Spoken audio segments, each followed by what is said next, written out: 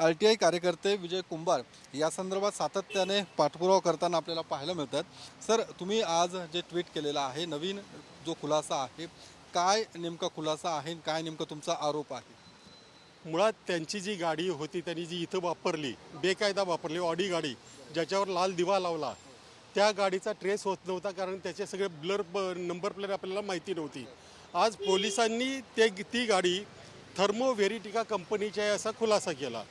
त्यानंतर ती थर्मो व्हेरिटिकाची गाडी कशी याच्यावर माहिती घेतली असता ज्या काही कंपनीची माहिती देणाऱ्या संस्था आहेत त्यांच्याकडून असं कळलं, म्हणजे MC आहे, जाऊबाई अशा संस्था आहेत, तर त्याच्यामध्ये असं कळलं की या कंपनीमध्ये जे माजी डायरेक्टर होते ते माजी डायरेक्टर आणि पूजाची आई ह्या एका कंपनीमध्ये डायरेक्टर आहेत। म्हणजे ह्या गाडीशी थेट त्यांच्या त्या डिलिजन्स इन्फ्रा प्रोजेक्टचा संबंध आहे आणि पूजासुद्धा त्या कंपनीमध्ये 2019 पर्यंत डायरेक्टर होत्या।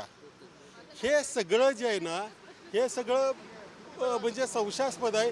तुम्ही कंपनीचा डायरेक्टर आहात, तुम्ही वेगवेगळ्या कंपनी आहे, तुम्ही स्वतः डायरेक्टर आहात आणि तुमच्याकडे नॉन क्रिमिनल सर्टिफिकेट आहे, हे सगळं संशयास्पद आहे। हे कुणावर तरी, आणि हे मला आता असं वाटायला लागलं आहे, जेवढे फोन आले आणि भारतभरातून हे एक मोठं रॅकेट आहे असं आता वाटायला लागलेलं आहे। त्यामुळे याची सखोल चौकशी झाली पाहिजे, कारण एखाद्याचं जातीचा दाखला चुकीचा देऊन नोकरी मिळवणं हे म्हणजे हा मोठा क्राईम आहे आणि इतर जे लायक उमेदवार आहेत त्यांच्यावर तो अन्याय आहे। पण याच्या मागे काही राजकीय सुद्धा असू शकतो, राजकीय असं होऊ शकत नाही, परंतु राजकीयाचा पुरावा मिळत नाही, त्यामुळे आपण फक्त ते गेस करू शकतो। राजकीय आहे असं म्हणतायत, परंतु कॉन्क्रीट कुणी सांगायला तयार नाही आहे। सगळ्याची चौकशी व्हावी असं तुम्ही?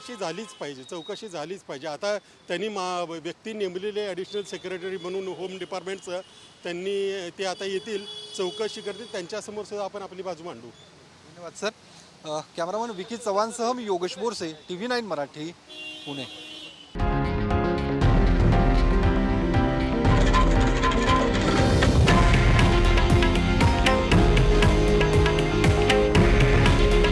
हे आहे देशातील नंबर 1 न्यूज नेटवर्क आणि आपण पाहत आहात TV9 मराठी। काळजी तुमची, हित महाराष्ट्राचं।